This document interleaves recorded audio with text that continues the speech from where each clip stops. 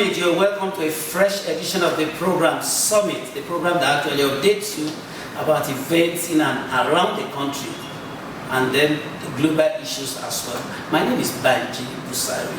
And today on the program, we're actually x-raying judiciary, one of the arms of government.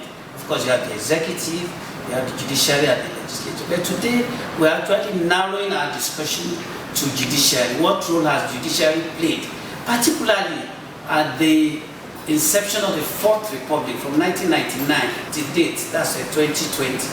What role has it actually played in our democratic process? What contributions has it made to our national development?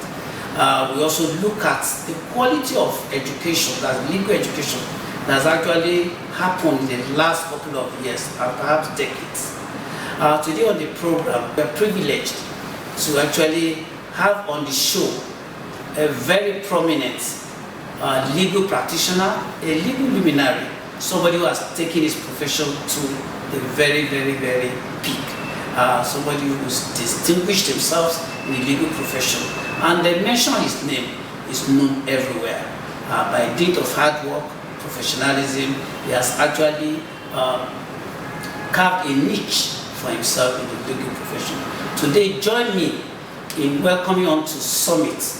Like I said, a legal luminary, an SCN, Senior Advocate of Nigeria, and someone whose works, whose activities permeates through the judicial system in Nigeria.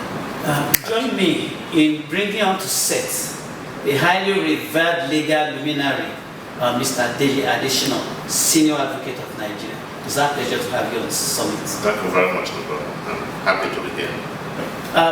Let's take it off this way. Let's actually set the ball rolling this way. Since the inception of the democratic governance, particularly the Fourth Republic, a lot of people had high expectations from the judiciary, putting all their hopes in the judiciary, because it is said that democracy cannot actually stand where you do not have a strong viral judicial system. That's right. Now, let's have an overview from your own perspective. Since 1999 till date, how would you rate the role of the judiciary in the evolution of our democratic process? Thank you very much. Let me start by saying that I have an understanding of the workings of the judiciary in this country. I'm actively involved in litigation, both ordinary litigation and election petition matters. If I can start from my conclusion, I will say that the judiciary has played a very prominent role in stabilizing our democracy. And that is the job assigned to them by the Constitution.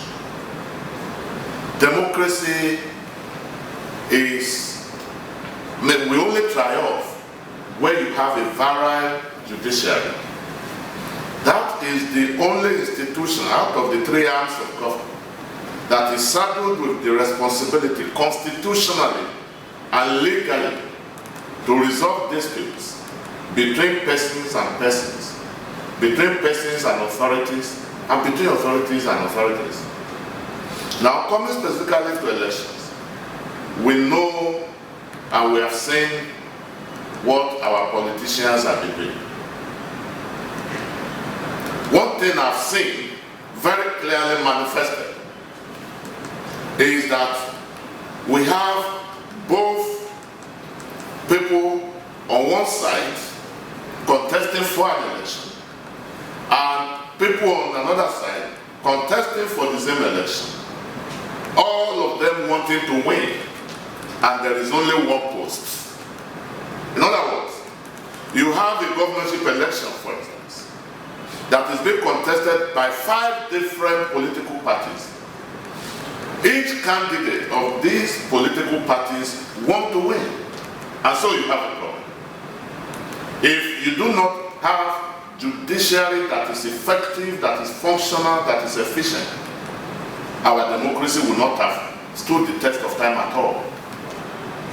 So, the hope on the part of the people that they can resort to the judiciary to right the wrong where they occurred, to straighten the system where due process was faltered or strangulated, is itself a very formidable element of democracy. Secondly, democracy thrives at the altar of the rule of law. And rule of law abhors arbitrariness. It abhors dictatorship. It has no room for force. And therefore, when dispute arises, either in the course of an election or one thing or the other, you must have recourse to the judiciary. But I must also hasten to add that people must be prepared. We are not doing badly democratically, but we can take our democratic level and value to a higher realm when we begin to accept the finality of our court decisions. You take your matter to the High Court, you are not satisfied. Rather than blackmailing the system, use the system to right the wrong that you perceive as taking place in the High Court by appealing to the Court of Appeal. And if that right or that wrong still continues, in other words, you are not satisfied with the decision of the Court of Appeal, you still have an opportunity to take it upstairs, which is to the final court of the land. But once a judgment is handed down by the Supreme Court of Nigeria, our political players must be ready and willing to accept the decision of the Supreme Court as the final position on the matter. In other words, you are free to say, I disagree with the judgment, but you must add the proviso that I accept its finality. We haven't got there, but we must get there if we want this democracy to succeed. A situation where you begin to cast aspersions on the judiciary because you have lost a case is not well. A situation where also you say Daniel has come to judgment only when you win your case is not well. Now, in your reaction to the earlier question, you said judiciary is supposed to be a stabilizing factor. Some people may disagree.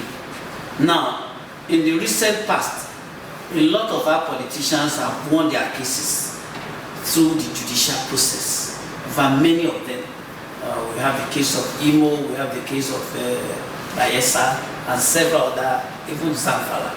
People have come to the conclusion that rather than win elections through electoral process, that many of our politicians now use the judiciary. They actually manipulate judiciary so that elections are won through judicial process. Now, does this not occur to you as truncating the will of the people when people do not vote for a particular candidate but is the eventual winner of an election? You have asked a very complex question. Complex in the sense that there are 2 or 3 dimensions to that question, and I will try and look at the question from those 2 or 3 dimensions. First, the will of the people is the supreme law. That I concede. And the will of the people must be expressed through a free, fair, and transparent election. That is the second dimension.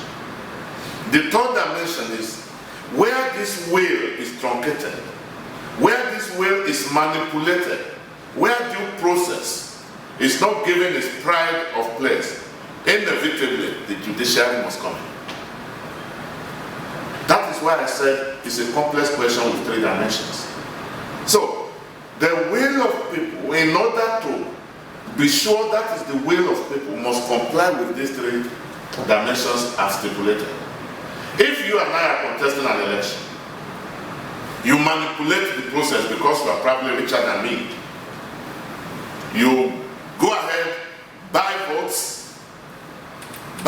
people, when election is supposed to end at about 4 p.m., it is stretched over by force of, arms to 6 p.m.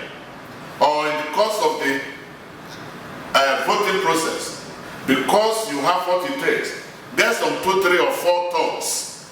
They go to the polling booth, take away the ballot box, and elope with both the box, the ballot papers, and everything. And at the end of the day, something leads to the other. You are declared the winner. Have you represented the will of the people? If the answer is no, then the aggrieved must be able to go to court to say, it is not right. This gentleman has not been a true representation of that will. Immediately the will of the people does not manifest fairly and freely and transparently, you cannot claim to say you have gotten the will of the people and so the judiciary must not interfere. As a matter of fact, the judiciary is also part of the it's also part of the electoral process, because the law itself tells you what to do and how to do it from one stage to the other. Let me give you an example. We are members of the same political party. 3, 4, 5, 6 of us want to carry the flag of the party.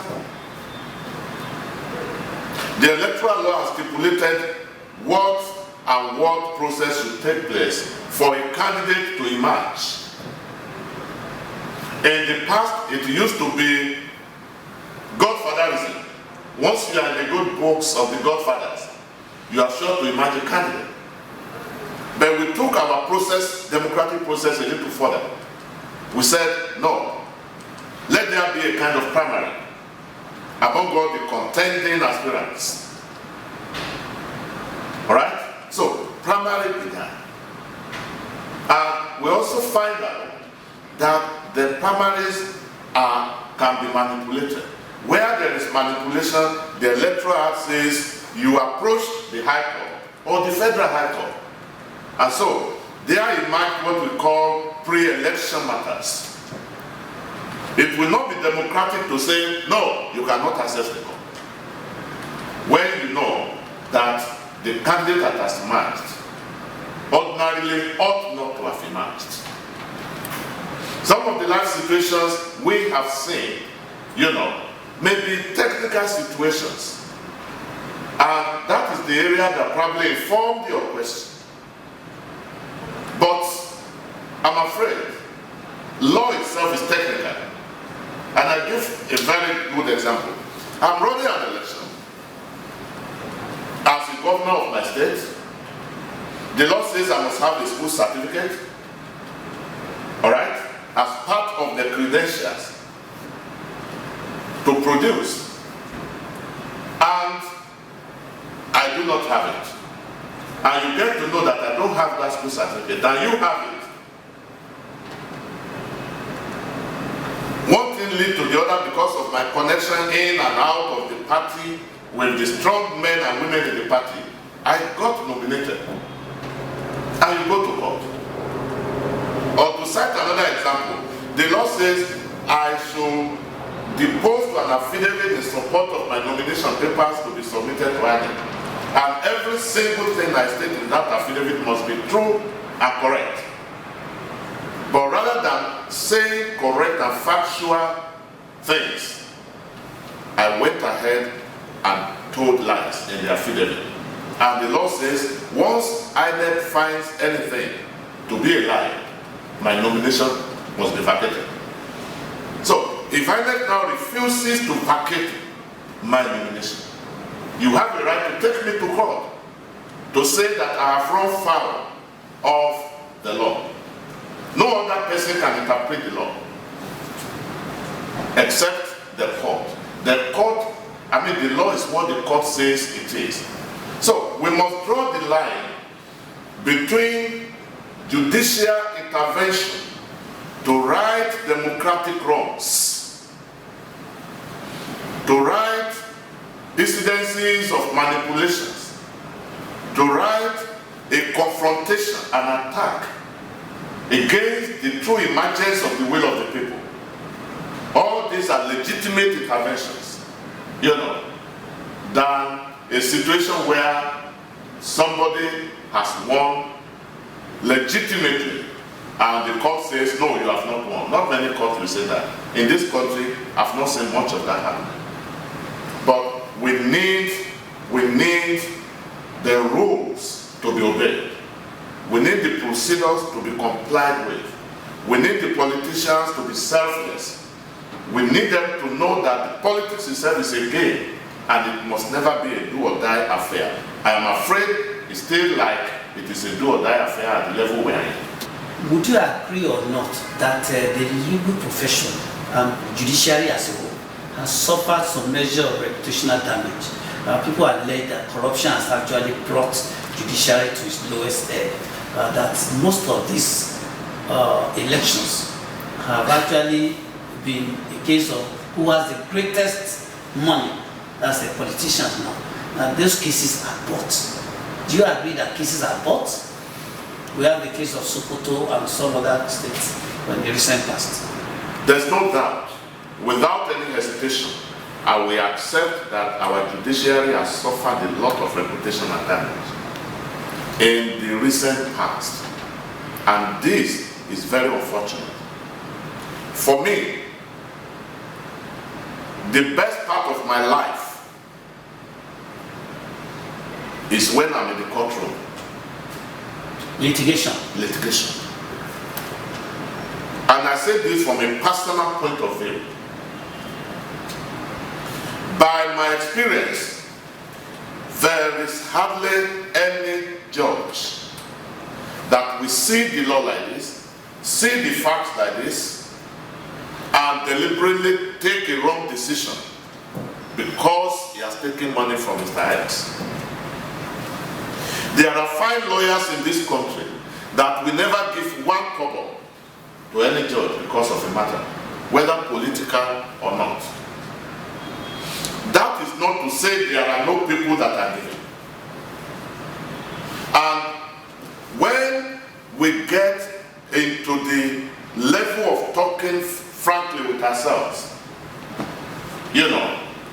we usually say that you cannot, and I repeat it, you cannot be a serious-minded lawyer, you cannot be a professional that you are supposed to be, you cannot be a member of the noble and the honorable profession that you are supposed to be as a lawyer and you'll be bribing judges.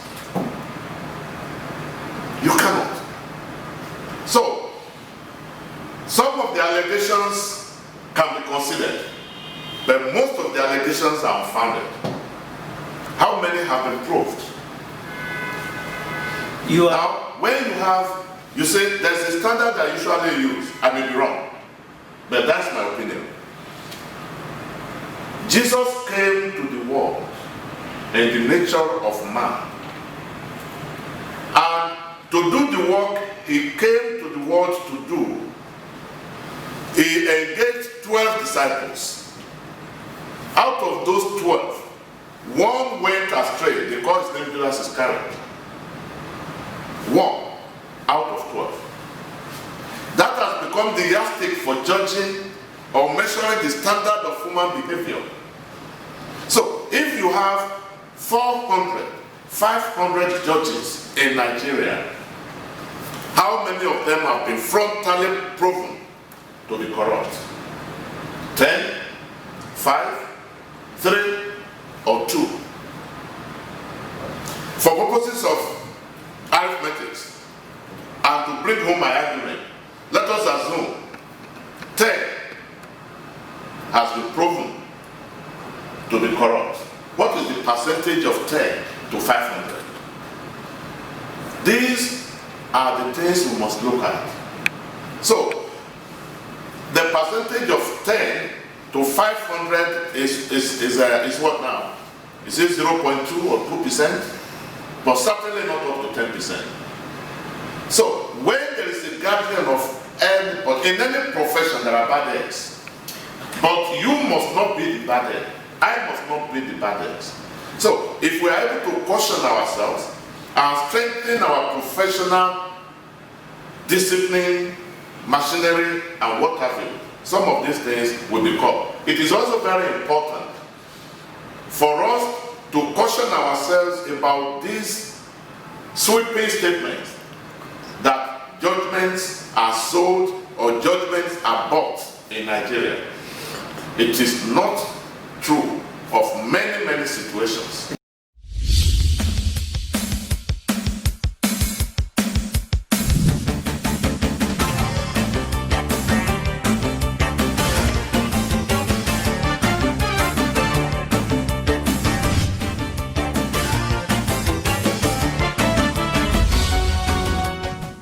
We're still on Summit, and our guest is Mr. Dele Adesina, Senior Advocate of Nigeria.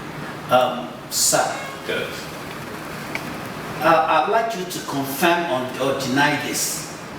Generally, people believe that judiciary should be the last hope of the common man. Yes. But in Nigeria, they said the reverse is the case. That what is pervasive is that judgment goes to the highest bidder. That those who are able to actually line the pocket and pay the bills. Please prove this. I want you to deny or accept this. I do not believe in generalization. I believe in specifics. And no society should judge its institution on the basis of unproved rumors. I call it fallacy of generalization. In Nigeria today, we have the state's high courts numbering well over 200 or 300. We have the federal high courts. We have the National Industrial Court. Before we come to the Court for Appeal and ultimately to the Supreme Court. Now, when somebody gets up and says that judgment goes to the highest bidder in Nigeria, don't stop there. If you believe in that allegation, take your biro and paper, do a petition. The Constitution and the system has provided for a mechanism to ventilate this kind of allegations. Forward that allegation to the National Judicial Council. If they get such an allegation yesterday, today they will set up a panel to investigate the veracity. If they conclude that your allegation is right, there are sanctions they will impose. Are you getting me?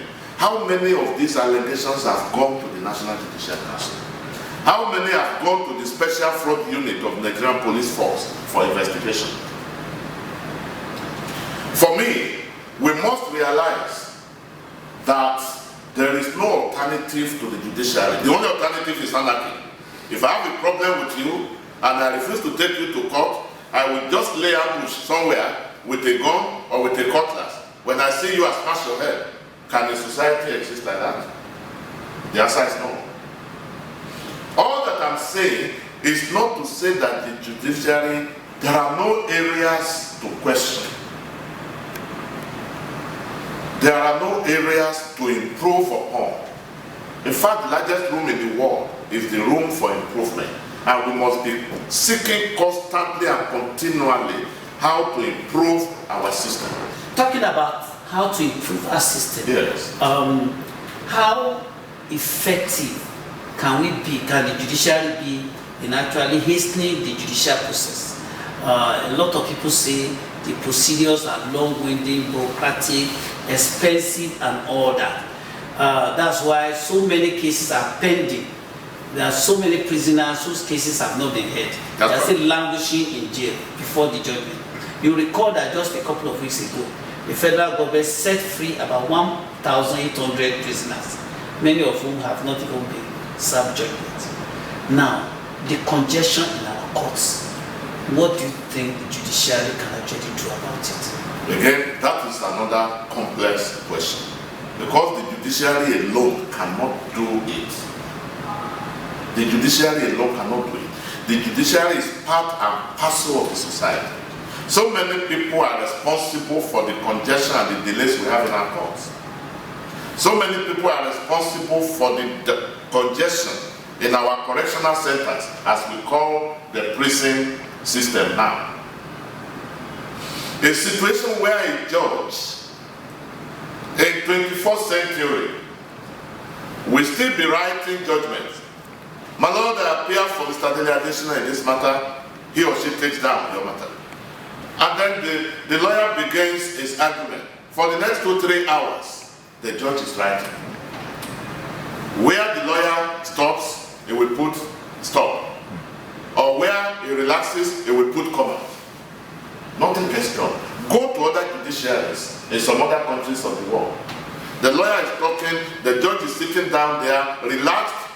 There is verbatim recorded system of the entire proceedings. Things are very fast. So that we are still at the level of manual proceedings in Nigeria, that is one of the fundamental problems. There are judges in Lagos here that have over 800 cases before them alone. Do they have more than 24 hours in a day? The answer is no. So we have to think of how to bring in technology to assist us to expedite our judicial process. And I'm very happy, as an incurable optimist, who will always see some level of opportunities in a difficulty. The opportunity I have seen in this coronavirus pandemic that is ravaging the whole world, including Nigeria today, is the introduction of digitalization, is the introduction of technology in our judicial system. Yesterday in this office, I was in court. I did my matter in court. In Lagos State. Virtual. Here in this my office. Are you aware that Lagos State and Ekiti State took their case to the Supreme Court regarding virtual courts, but their cases were thrown out? Now, what do you think would be the wisdom behind this age of the technology? What do you think would be the wisdom behind striking out their cases? They went to court to promote it. Already it is going on. Already it is going on. I've just told you I had one here yesterday. We received a hearing notice from Court of Appeal, Abuja, some weeks ago. And surprisingly, it was not through virtual proceeding. We had to phone the registrar that there was no way I could get through to Abuja. So they couldn't have gone to the Supreme Court to stop it, and I want to believe they did not go there to stop it. Because from the background of the two attorneys general that I know on one-on-one, they are New Testament lawyers and vast in technology. So they couldn't have gone there to stop it. There are people that have argued that it is against the constitutional provision that guarantees public hearing to people. But I'm one of those who say, I do not buy your argument. How many people enter the courts any day? 20 people, 30 at most. But a virtual hearing can attract as much as 150 people. If they get the links, they will link up. And then they are hearing what we are saying. My client was in Abuja yesterday. I was here in Lagos. I was here in Ikeja. The hearing was taking place before a judge in Lagos. The other counsel was from Ibuya, was at Ibutemeta. So, I think what the Supreme Court was trying to say was that the action is speculative. Courts sit on live situations. Legal principles are not applied to hypotheses. I hope you are getting me. So, when there is a true live situation, maybe somebody somewhere thinks that it is against the right to public hearing as enshrined in Section 36 of the Constitution, that is a life matter. Take it to any court, and let's go and argue it there. Virtual hearing has come to stay. And I believe that there is nothing that can stop it. But I want to go back. Before you took me to that court, we were on how we can expedite our judicial process. Judicial process. I have itemized the problem with the judiciary. Let me talk briefly about the government. The budget of the judiciary within the last couple of years have been the same amount, year in, year out, 110 billion, for about 3, 4, 5 years under this administration. But we even thank this administration. Before this administration, there was a time the budget of the judiciary went as low as to 65 billion naira per annum. What will they do with 65 billion naira? When ministries, water resources, agriculture, and what have you, are having over 120-something billion as their budgetary allocation. So, if we want better justice system, we must be prepared to fund it, particularly in a democracy. There's this problem that, there's this mistake that our people make in Nigeria. You know, the voters. They will tell you dividend of democracy, our roads are bad, dividend of democracy, no housing. Those are not dividends of democracy. Those are dividends of good governance, whether by a democratic government or by a military dictator. The Third Mainland Bridge, that has been one of the greatest assets in Lagos State today, was completed by a military dictatorship. You remember? Very well. Not by 1991. God bless you. So, dividend of democracy is rule of law. Dividend of democracy is speedy dispensation of justice. Dividends of democracy is for you, whether rich or poor. You have a matter, you take it to court, it's attended to expeditiously. So, I've identified the court, I've identified the government. Let me now identify the fault of the lawyers too. A good number of us believe that your forensic advocacy is a function of how much of technicalities you can raise in court. This is not correct.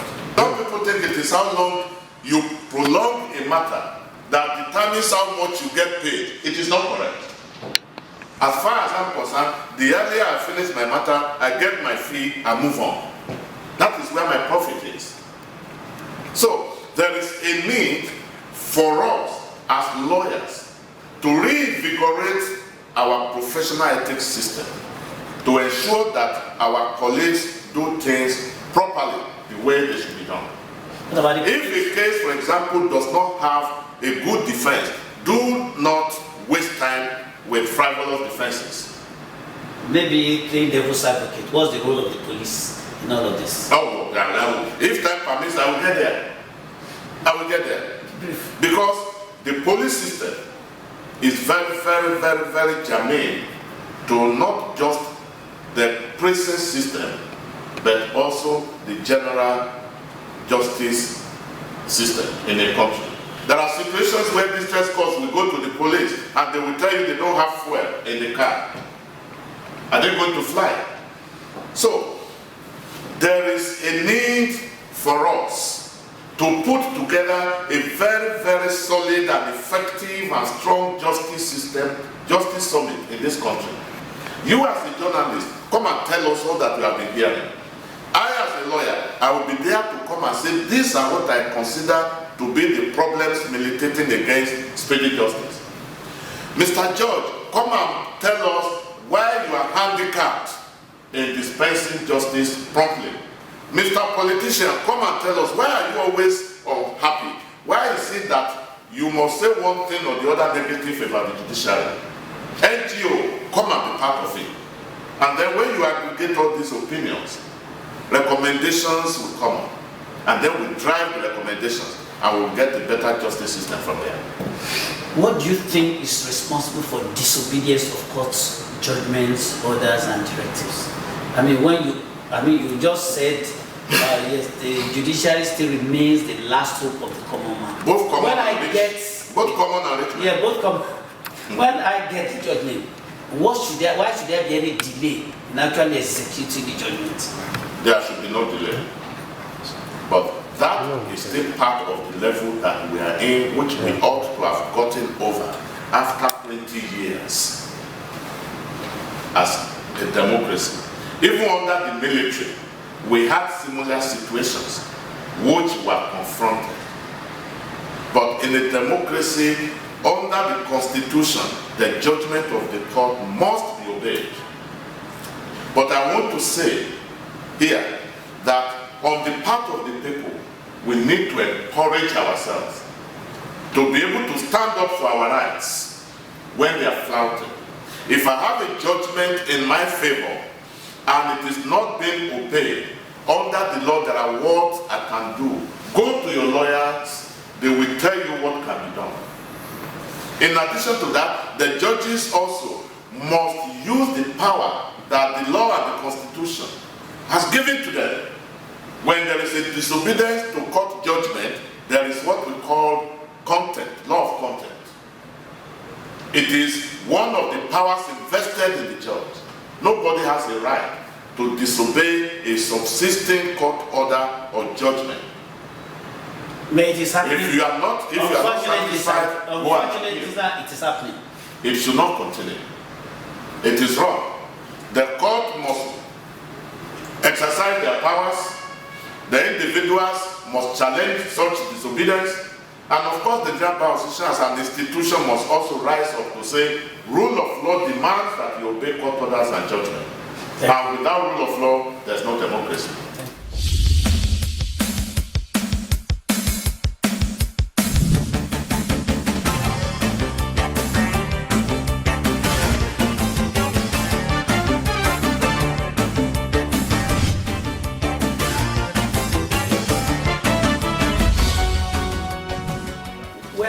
Summit, and our guest remains the Senior Advocate of Nigeria, Mr. Dele Adesina. Sir, the issue that actually has become worrisome to Nigerians is the issue of the legal education, the quality of legal education. People have the opinion that the standard is falling when it comes to legal education in the country. So, judicial officers of today may not be comparable to judicial officers of maybe yesteryears. Now, what do you think is responsible? How can we actually put Nigeria on the world map in terms of quality? I want to say with all sense of modesty that I was one of the first set of people to notice this kind of a thing, the falling standard in the profession. I was General Secretary of the Nigerian Bar Association between 2002 and 2004. At one of the next meetings that we organized, it held in Makurdi. The issue of falling standard was one of the topical issues we debated. And we identified lack of proper funding, both at the universities and at the Nigerian Law School. We identified a disconnect between the curriculum and what was obtainable physically outside. And we tried as much as possible in our own little way to address the problem and then invite the attention of the government of the day to it. Unfortunately, nothing has been done to take that effort further. Today, we are talking about clinical education, clinical legal education. In my own little way, as an aspirant in the next election, the Nigerian Bar Association will be conducting an election to elect new leaders in the next 2 weeks. I have a group of 5 people, including university lecturers, law school former director, practicing lawyers, 5 that are looking at the issue of legal education. How can we take it from where we are to another level? It is very, very key. We need to do that. And apart from the Justice Summit that I talked about, the other summit that is crying for convocation is Legal Education Summit in this country. We need it. It is not the standard that is falling that is making the judges to be less courageous. No. It is not the standard that is making them to be less independent. No. We need to give them the atmosphere that will promote the independence of the judiciary, that will promote demonstration of courage on their part. A judge must be settled in his mind that he or she cannot be intimidated or harassed, because the law has clothed him or her with enormous powers, including the Constitution, to guarantee his independence. There was a judge in this country that in the course of handling a matter, while he was sitting, one thing happened that touched on his independence, and what he did was to take his biro and paper and sacrifice his career. He said, I will not allow myself to be used as a vehicle to destroy rule of law in this country. He resigned, and that was the end of the career. He sacrificed, but today he's a hero. Many people refer to him. I'm not saying everybody should resign. No, but life doesn't give you what you wish. Life gives you what you demand. The law has given you independence. Demand your independence and exercise it. I won't say more than that. Now, talking about the NBA, National Nigerian Bar Association that you just referred to, some people are opined that the golden era of NBA is gone. The NBA used to be very virile, very strong, and it used to stand up to the government on some issues, constitutional and legal and other governance issues. Now that era is gone. What you have these days is that NBA has practically become maybe an extension of government where puppets serve, and it has actually lost the reason for its existence. Now, I understand from your response, you said you're also vying for the position of the president in the forthcoming election. What are you going to do differently? Well, thank you very much. You have used some languages that are a little unfair to the NBA and some of the leaders that we have produced. You see, it is not that these leaders are puppets, no. Their emphasis and priorities may be different from one person to the other. Permit me to say that. The second point I would like to make is that there is also the fear of comparing a democratic government with military dictatorship. The Nigerian Bar Association, it is true, rose up very, very stoutly and strongly against military dictatorship in our country. And we were part of that process. In the 90s, in the late 80s, we were part of the process. So they were not new to me. All I can say is that we have men and women of capacity to bring back those glorious periods that we talked about. And I promise you I will bring it back. So what are you going to do differently? We're going to be very alive to our responsibilities, particularly the corporate responsibility of the association to the society. And I don't have to repeat myself on the issue of rule of law. The enthronement, the protection, and the promotion of rule of law. When we are doing that, we are promoting and cementing democracy. We're going to also look at the issues of maintenance of law and order in this country. We have a role to play because we must collaborate with other institutions to ensure there is maintenance of law and order in our country. If you leave this place now, before you drive for 10, 15 minutes, you probably will see either a rider or even a vehicle driving on one side of the road with impunity. So we have to get the police to do their work and do it very well. Again, that brings in another issue. How do you get the police to do their work and do it very well? You have to make necessary provisions for them. Provide necessary finance. Provide equipments. Today, investigation is no longer you give him a paper, statement paper, you throw a Bible at him and say, write your statement. It has become forensic. You can investigate an individual for 3 months without him knowing about it, gathering information. So it is no longer a case of, hey, you arrest somebody, throw him into detention, and begin to look for information. It is not done in a civilized society. Those are some of the things NBA is going to canvass against. There are going to be a constructive engagement with the police system. We are going to also do the same thing with the legal aid. How many people are still aware today that we used to have a legal aid council in Nigeria to help these poor people that we have talked about? There are many poor men and women that will have a matter, they won't be able to engage a lawyer because they don't have the money. And so that is the end of the matter. It shouldn't be in a democracy.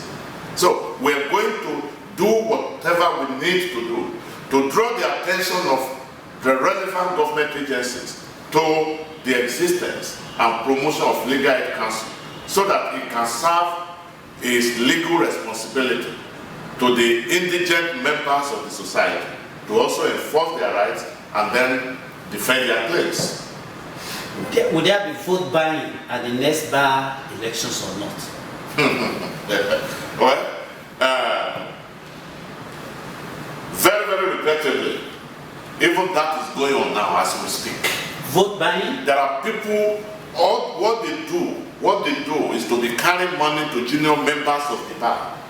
Vote for me, give money, rather than telling them how their lives will be better in the profession. Unfortunately, and I keep telling our members that we have the capacity to reconstruct this country. The legal profession must exist for the advancement of the people. We must exist for purposes of building our nation. But you cannot give what you don't have. If the ills of the society is now also present in your own association, it's unfortunate. There is no hope. But we hope somehow, somewhere, the multitude of our people will still defer to integrity, to nobility of the profession, to the honor of the profession, and do that which is right by not voting for money. GOK Ajayi, SAN, Chief Afe Babalola were part of your mentors. Yes. Now, are there things that you actually emulated from them? And then do you think you have got to where they were, or what are your aspirations? I'm still very, very far away from where they were. You see, in Chief GOK Ajayi, I saw a personality that I love. The way he carried himself, the way he walks, you know, his integrity, his candor, consciously I went after him. And there are some people today that may think, oh, the man is always like this, you know. It's not. A lawyer must see himself as noble, as honorable. If you are honorable, you won't dress anyhow. GOK Ajayi never dressed anyhow. He will never wear black suit with brown shoe. Not at all, he will never do that. GOK Ajayi will never shout on any judge. As penetrating as his arguments were, you will never find him being rude to any judge. I have never been and I will never be. In Chief Afe Babalola, you see a man that cooperated with God to emerge as a success. Success in life is between you as a person and your God. When there is effective collaboration between you and God, you are unstoppable, regardless of what any person may think about you. So to be hardworking is that man. He still close about 11 o'clock. Up till today, he will still close at 11 p.m. Chief Afe Babalola. There is no future for any lazy man. I got it from him. We need to sincerely thank you for your time, sir. You know, you are a very busy man, particularly at this moment. We sincerely appreciate you. Thank you. And we wish you the very best in the forthcoming elections. Yeah. Those ideas, those aspirations, those things, your vision for the association we pray that those visions will actually come into reality. Thank you very much. Thank you very much. Our guest has been Mr. David Adesina, the SA, that's a senior advocate of Nigeria, who is also contained one of the people running for MDA presidency in the next couple of weeks. And it's been a very incisive interview, actually delving into the core issues, fundamentals of judiciary and legal profession. So thank you very much for those of you that have been part of this show. Thank you. See you next time.